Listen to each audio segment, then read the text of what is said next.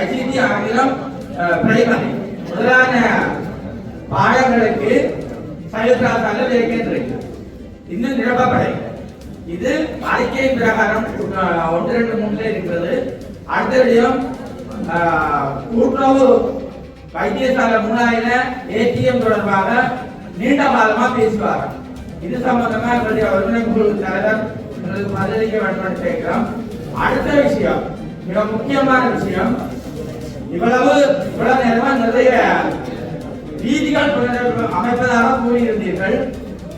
அந்த வீதி புனரமைப்பு விடயத்தில் அதாவது மின்சார திணைக்களம், தொலைத்தொடர்பு திணைக்களம், உள்ளூராட்சி திணைக்களம், சமூக மட்ட அமைப்புகள் சேர்ந்து இந்த எஸ்டிமேட்ல ஒதுக்கப்பட வேண்டிய மின் கம்பங்கள், ஒதுக்கப்பட வேண்டிய கம்பங்கள், அகற்றப்பட வேண்டிய கம்பங்கள், இதால பெரிய விபத்துகள் வந்து இது பெருசா மாற்றுத்திறனாளிகளுக்கு பெரிய பிரச்சனை ஏற்படும்.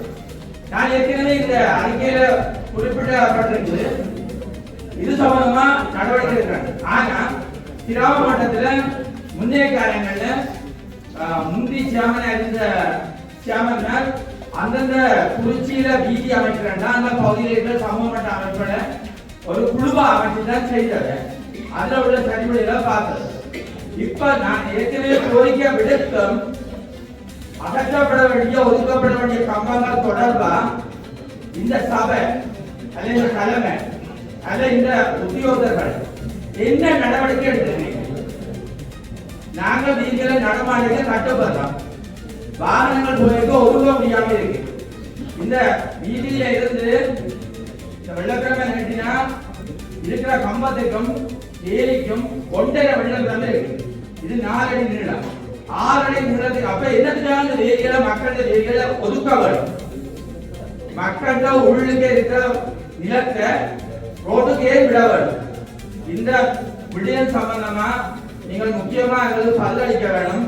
நாங்கள் இங்க வாரது உண்மையிலே இன்றைக்கு ஒரு கல்யாண நாள், எத்தனையோ பேர் இதுல வந்திருக்கிறோம். முக்கியமா நாங்கள் இங்க வாரது 7வது ஒரு முன்னேற்றம் நடக்கணும்.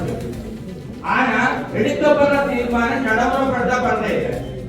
இந்த கிராம செயலகம் அமைத்தல் தொடர்பா நல்லாட்சி அரசாங்க நேரத்தில் நாங்கள் மூலா கிராமத்துக்கு 33 லட்சம் கொடுத்துருக்கோம்.